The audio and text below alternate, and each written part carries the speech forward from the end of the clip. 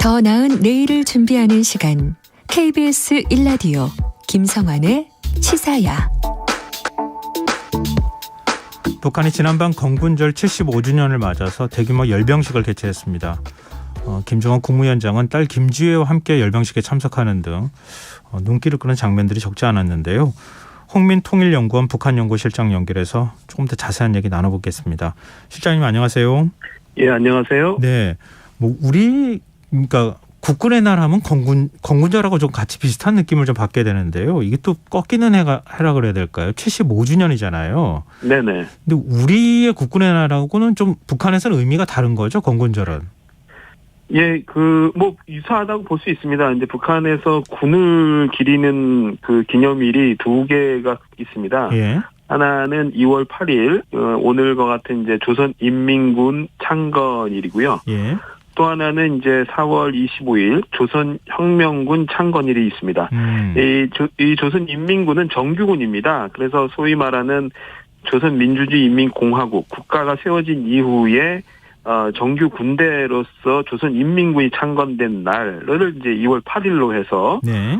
기리고 있습니다. 그래서 1948년에 이제 창군이 됐기 때문에 올해로 이제 75주년이 돼서 오늘 그 꺾어지는 소위 이제 정주년에 해당되는 해가 되고요. 예. 4월 25일 조선인민혁명군은 소위 이제 항일 빨치산 투쟁이죠. 과거 김일성이 했다고 주장하는 그 항일 빨치산 투쟁에 기원을 두고 그 당시에 빨치산 부대를 결성했던 시기를 조선혁명군의 창건일로 보고 기리고 있습니다. 그래서 이게 이제 얼마 전에 이제 90주년을 맞아서 굉장히 성대하게 작년이었죠. 네. 작년에 90주년을 맞아서 굉장히 성대하게 역대급으로 이제 열병식을 한 바가 있는데 오늘은 바로 이제 정규군에 해당되는 조선인민군의 창건일이라고 할 수 있습니다. 그럼 이전의 열병식하고 비교했을 때 이번에는 어느 정도 규모고 어떤 점이 좀 달랐습니까? 예, 일단 규모라는 거는 일단 그 전체적인 종대가 몇 개 정도 나오는지, 그리고 무기의 규모나 첨단화 수준, 비중, 이런 것들을 좀 보는 개념이 아마 이제 역대급에 해당되는지 볼 수 있는 부분인데, 일단 역대급이라고 보긴 좀 어려울 것 같습니다. 일단 지난해에 4월 25일 있었던 조선혁명군의 창건일 때 90주년일 때 상당히 많은 무기들이 동원돼서 실제 치러졌었는데요. 그 당시 동원된 무기가 26종 한 170여 대가 동원된 바가 있습니다. 식별된 무기만. 근데 이번에는 이제 정확하게 다시 한번 그 영상을 보고 이제 분석 중에 있는데 그거보다는 못한 것 같아서 그거보다는 못한 종류로 일단 나온 것으로 보여집니다. 그러나 이제 그렇다고 해서 규모가 축소됐다 이렇게 보기는 어렵고요. 대표적이고 상징적 또 그렇게 전략적 가치가 높은 무기들은 거의 대부분 그대로 등장했기 때문에 사실상 종류에 비해서는 그 역대급은 아니지만 사실상 내용적인 측면에서는 역대급에 준하는 상당히 무게감이 있는 무기들이 등장했다. 이렇게 볼 수 있고요. 그리고 이제 보통 노동신문에 이제 사진이 게재가 됩니다. 근데 요번에 150여 장의 사진이 이제 행사 사진이 실렸습니다. 정확히 세면은 150장입니다. 거기에 무기 사진만 37장이 나왔습니다. 근데 이걸 간단히 비교하자면 지난해 4월 25일 날 노동신문에 실린 사진은 152장에 무기 사진이 60장이었죠. 그러니까 이번에 무기 사진이 한 절반 정도로밖에 안 나왔다라고 이제 보시면 되는데 이거는 이제 그만큼 오늘 행사의 성격을 어떻게 규정했느냐에 따라서 사진의 숫자 또 무기의 종류 이런 것들이 좀 결정됐다고 볼 수 있는데요. 오늘은 일종의 약간 군사적인 축제 이런 쪽의 개념에 좀 가까웠던 것으로 보여집니다. 그래서 축제요? 김정은 위원장이 직접 연설을 하지 않은 이유도 오늘은 군이 75주년이 되는 날이고 오늘은 군이 주인공이다. 그래서 군이 어떤 역사성을 갖고 있다라는 것을 보여주는 쪽에 좀 방점을 찍은 것 같습니다. 그럼 지금 말씀하셨던 것처럼 보통 이제 우리가 열병식을 주목하는 것은 대외용 메시지를 자꾸 던지기 때문이잖아요. 예를 들면 신무기를 자꾸 들고 나온다던가 그걸 가지고 우리가 이렇게 공격 능력을 갖추고 있다고 국제사회에 과시한다거나 이런 일들이 자꾸 있었기 때문인데 이번에는 대내용 성격이 좀 더 강했다는 거예요?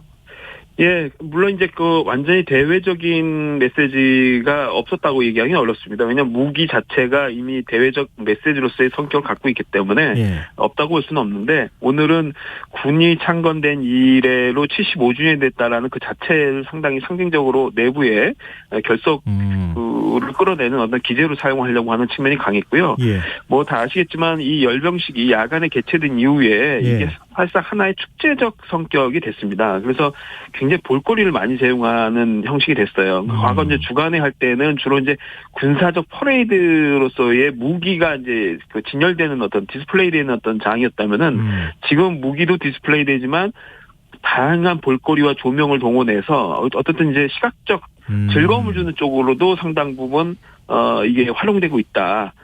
그런 측면에서 오늘은 다소 이제 그 내부적인 메시지, 내부적인 군 기념에 좀 더 충실한 쪽으로 방점을 찍은 것으로 보여진다, 이렇게 봅니다. 네. 네. 그럼 뭐 우리 입장에서는 사실 군사 안보적 관점에서 자꾸 이제 바라보게 되잖아요. 네네. 이번에 새롭게 등장한 신무기 어떤 게 있었습니까? 예, 일단 그 무기 자체의 등장에서 새로운 무기는 뭐 가장 끝에 나왔던 고체 연료용 ICBM으로 추정되는 대형 대륙간 탄도미사일로 이제 볼 수 있을 것 같습니다. 네. 그 전에 이제 쭉 나온 뭐 전술급 또는 전략급의 무기들은 이미 이제 지난해 또는 이제 2020년 10월 10일 당창건일에 이미 공개가 됐던 무기들이 대부분 반복적으로 좀 나오고 있는 나온 거고요. 네. 이제 우리가 주목하는 무기, 그리고 가장 이제 그 새롭게 등장한 무기로 볼 수 있는 거는 바로 맨 마지막에 등장한, 소위 이제 마지막 하이라이트를 장식한 것이 바로 이 고체형 ICBM으로 추정되는 미사일입니다. 굉장히 일단 규모가 사이즈가 크고요. 이건 이제 정확히 나중에 분석을 통해서 어느 정도 사이즈가 되는지를 재봐야 되는데요. 그 바로 직전이 나온 게 이제 화성 17형입니다. 화성 17형은 이제 작년에 북한이 여러 차례 쏘면서 성공했다고 해서 굉장히 그 성공 자체를 기렸던 그 무기인데, 그 무기들이 굉장히 대거 몇 대가 이제 등장한 이후에 최종적으로 맨 마지막에 가장 중요한 무기가 등장하는데, 바로 요 고체 연료용 ICBM이 이제 등장했습니다. 다 아시다시피 이제 화성 17형이 기존에 북한이 가장 사거리가 길고 가장 위력적인 이제 전략 핵무기로 이제 간주가 됐었는데요. 네. 그 무기는 액체 연료형입니다. 예. 그래서 사실상 좀 약간 그 전략적으로 사용하는 데 있어서는 제한점이 많다, 뭐 이런 이제 그 부분이 있었는데, 작년 12월에 북한이 고체 연료형 추진체를 동창리 실험장에서 한번 실험한 것을 공개한 적이 있는데요. 네. 이 이후에 바로 오늘 열병식에서 바로 그 고체형 추진체를 탑재한 것으로 추정되는 고체 연료용 ICBM이 이제 공개된 것입니다. 그래서 이 고체 연료이라는 것은 신속한 반응 능력을 갖고 있는 겁니다. 소위 말해서 연료를 주입할 필요 없이 바로 즉각적 발사가 가능한 이제 무기이기 때문에 상당히 이제 위협적인 어떤 좀 무기로 볼 수 있는 것이죠. 네. 궁금한 게 좀 여러 가지가 있어가지고요. 근데 화성 17형보다는 우리 보통 이제 이렇게 새로운 로켓이 나오면 착륙하고 바퀴 숫자 세잖아요. 그거보다는 더 적었다 그러네요. 근데 고체 연료를 사용할 경우에는 조금 더 적어도 됩니까? 예, 뭐, 그 기술적인 부분에서 바퀴수가 꼭 반드시 그 고체 연료용과 액체 연료용의 차이를 보여주는 것은 아닌데요. 예, 일단 오늘 등장한 그 고체 연료용 ICBM으로 추정되는 이 미사일은 일단 실험은 하지 않았습니다. 그러니까 그 말은 뭐냐면 추진체 자체의 실험은 했지만 그 자체의 어떤 미사일의 성능을 실험하기 위한 본 발사는 사실상 이루어지지 않은, 그러니까 실험 전에 무기로 이제 우리가 좀 간주할 수 있는 부분이죠. 그러니까 화성 17형 같은 경우는 지난해 뭐 3월부터 해서 연속적으로 몇 차례에 걸쳐서 실패를 거듭해가면서 이제 쏜 무기였다면은 요번에 맨 마지막에 등장한 고체 연료용은 아직 그런 실험을 거치지 않은 무기로 이제 볼 수 있는데요. 근데 그렇기 때문에 이것이 이제 어느 정도의 위력과 무게를 가지고 있는지에 대해서는 아직은 뭐 검증된 바가 전혀 없고 평가할 만한 어떤 재원의 소스가 전혀 없습니다. 오늘 또 전체적으로 덮개를 쓰고 나와가지고 이게 이제 실물형으로서의 어느 정도의 그 능력을 갖고 있는지가 좀 가늠하기 좀 어려운 그런 부분이 있습니다. 네. 아까 제가 바퀴 숫자 말씀드렸던 거는 왜냐하면은 우리가 이제 미국까지 도달할 만한 그 사이즈냐, 크기냐, 뭐 이런 것들을 가늠하는 일들이 많아서 고체 연료도 이 정도 크기면은 만약에 쐈다, 성공했다 그러면 미국 까지 날아갈 수 있는 정도가 되는 거죠. 그럼요. 일단 지난해에 그 고체 연료용 추진체를 실험할 때 140kPa 정도로 이제 우리가 추정을 했기 때문에 그 정도의 추력이라면은 기존의 화성 17형을 압도하는 훨씬 더 먼 비행 거리를 보여줄 수 있는 그런 능력이라고 이제 전문가들이나 여러 그 기술자들이 이제 평가를 하고 있습니다. 네. 그리고 또 열병식 장면 가운데 김정은 위원장의 딸인 김주혜가 지금 등장했다는 점인데요. 이게 뭐 후계 구도까지 언급을 하고 있더라고요. 이거 어떻게 봐야 됩니까? 예, 뭐 일단 좀 후계 구도를 완전히 뭐 뭐 가능성을 전혀 뭐 차단할 수는 없는데 일단 너무 이제 그 섣불리 이제 판단할 필요는 없다 이렇게 이제 보여집니다. 일단 여러 그 후계 구도와 관련된 정황이나 징후적인 것이 이제 필요한데 이제 그런 것들이 아직 드러나지 않았다라는 거고요. 네. 이 한 가지 이제 우리가 주의 있게 봐야 되는 건 지금까지 김주혜가 5번에 걸쳐서 이제 공개 노출이 됐는데 이 5번이 다 대부분 무기, 군 행사와 관련된 거에만 이제 모습을 드러냈다라는 것이죠. 네.